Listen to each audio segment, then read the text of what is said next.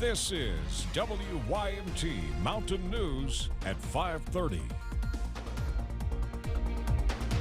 Good evening, I'm Steve Hensley. Former President Donald Trump and Vice President Kamala Harris are out in full force, hitting battleground states that will determine the winner of the presidential election. CBS's Natalie Brand has more from Bucks County, Pennsylvania, one of the swing counties in the largest battleground state up for grabs. Former President Donald Trump and Vice President Kamala Harris both started the day in North Carolina, holding dueling rallies within 60 miles of each other. Raleigh! Are we ready to do this? Well, thank you very much, North Carolina. You are a special group of people. In Rocky Mount, Trump attacked Harris, targeting President Biden for seeming to call Trump supporters garbage. My response to Joe and Kamala is very simple. You can't lead America if you don't love Americans. You just can't. The White House says President Biden was referring to the comedian who made racist jokes at Trump's Madison Square Garden rally. Harris told reporters she disagreed with any criticism of people based on who they vote for, and during her rally in Raleigh argued it is Trump who hates his opponents. He wants to put them in jail. I'll give them a seat at the table. Both Harris and Trump will also campaign in Wisconsin tonight, with Harris first making a stop in Harrisburg, Pennsylvania. Polling shows the Keystone State a virtual tie, the biggest electoral prize of all the battlegrounds. We are in Bucks County, a key swing area outside Philadelphia where voters are divided. I believe in her policies versus her candidate, which is not my choice. I like the fact that when he was president, he stood behind the stuff he promised to do, and he made an attempt to do it. The Trump campaign today said it's suing Bucks County, alleging voters were turned away Tuesday after facing long lines on the last day to apply for mail-in ballot voting. They asked us to fill out a form to do a mail-in ballot. But we had to come back today between 1 and 5, which might not work for everyone. A Pennsylvania judge ruled to extend the deadline to Friday. Natalie Brand, CBS News, Bucks County, Pennsylvania. More than 1.5 million have voted early in Pennsylvania, joining more than 56 million who have voted early nationwide. New CNN polling conducted by SSRS shows Vice President Kamala Harris has a narrow edge in Michigan and Wisconsin. Those are two of the three blue wall states that represent Harris's clearest path to victory over former President Trump. In Michigan, Harris leads Trump by 5 percentage points, 48 to 43 among likely voters. The poll shows Harris also leads Trump in Wisconsin with 51% support to Trump's 45%.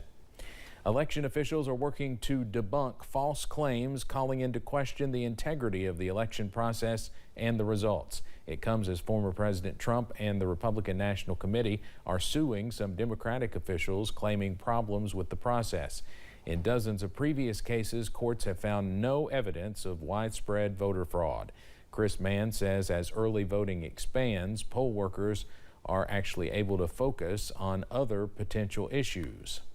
It does a lot to help them, give them more time to deal with any problems, whether that's a power outage at a polling place, misinformation about voting procedures. And that misinformation is in part leading to an uptick in threats and abuse to the more than 10,000 local election officials nationwide, according to the Brennan Center for Justice. Less people are mailing in ballots while more people are showing up to vote early in person. Certain polling places across the country are seeing longer early voting lines than in 2020 when the COVID-19 pandemic dramatically altered the election landscape. But overall turnout is down due to a significant decrease in mail-in voting. George Washington University political director Todd Belt says the situation has changed this time around. A lot of people were working from home, and it became easier to do the early voting. And also there is some concern that people have on both sides about how their votes are tallied. States like Georgia and North Carolina, which allow in-person early voting, both set records for in-person turnout on opening day. Wisconsin also saw an increase in early in-person voting from 2020. Associated Press data shows the early vote skews more Republican than in 2020. Women's health care and reproductive rights are front and center in Campaign 2024, but this election, in vitro fertilization, or IVF, has also entered the conversation. WYMT Washington Bureau reporter Molly Martinez gives us a look at that issue and why it has become so contentious. According to the CDC, the use of fertility treatments like in vitro fertilization have doubled in the last decade. In 2021 alone, nearly 100,000 babies were born in the U.S. as a result of assisted reproductive technology. Part of the reason is that women are choosing to have children later in life. According to the Census Bureau, the average age of a first-time mother is 27. 2 decades ago, it was 24. IVF is another instance of families having more freedom over those decisions, more ability to decide what their family looks like and when. Dawn Huckelbridge is the founder of Paid Leave PAC. She says those freedoms are now under attack. Republicans want to control every aspect of our lives, and particularly women's lives. Their ability, again, to choose whether or not to have a family in any way, and their ability to support one. The Heritage Foundation, the conservative think tank behind Project 2025, wants to regulate reproductive health, specifically IVF, by limiting the number of embryos.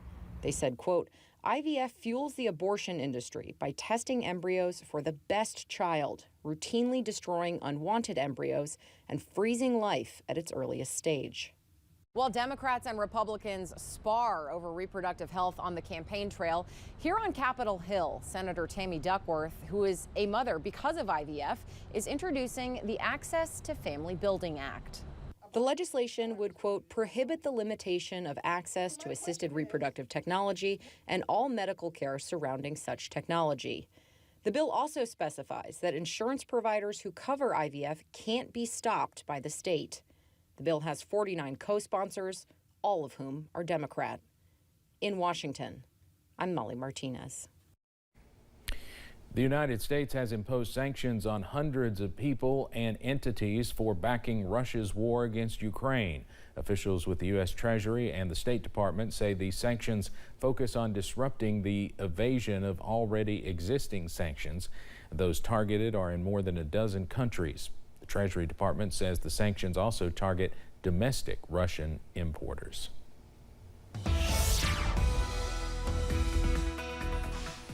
We've already hit our high temperatures and are starting to cool down ever so slightly, but we are still quite warm. Don't worry. Look outside, and we're looking at those current temperatures in the upper 70s still, with some places even getting a little bit warmer than that. Take a look at Somerset, 81 degrees right now. So still warm outside, a little bit cooler as you're heading to those Virginia counties, 70 in Wise, 76 in Clintwood, and 71 in Grundy. And we'll continue to cool down through the next couple hours with those overnight lows in the upper 50s for the most part, 57 for Manchester and Harlan as well as Wise. A little bit warmer as you're heading to Jackson, 62 and 60 for Prestonsburg and Logan. Now, if you're going to look at the satellite and radar, we're staying quite clear right now. A little bit of rain potentially as you're heading into Campbell County, Tennessee, but overall just looking at those clouds for ourselves. Heading out this afternoon, well, we'll continue to see those clouds and those temperatures cooling down ever so slightly, but by the time 8 p.m. rolls around, some places will still be in those 70s, 73 here in Hazard at 8 p.m. Steve? All right, Megan, thanks.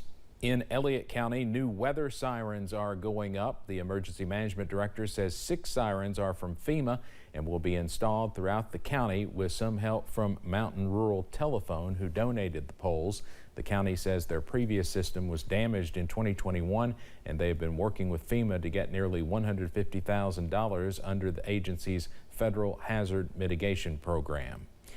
Governor Andy Beshear visited Fleming and Mason counties today. The governor presented nearly $10 million in funding. More than $6 million is going to businesses and homes in Fleming County for high-speed internet. In Mason County, work will begin on what was once known as the Hayeswood Hospital, and that building will be used for redevelopment. Nearly $2 million will be used to clean up that building in Maysville after it had been contaminated. Governor Beshear is set to host a Team Kentucky update tomorrow. That will start approximately 12:30 in Frankfort.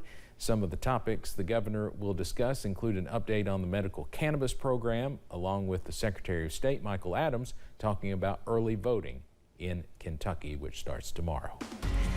Coming up in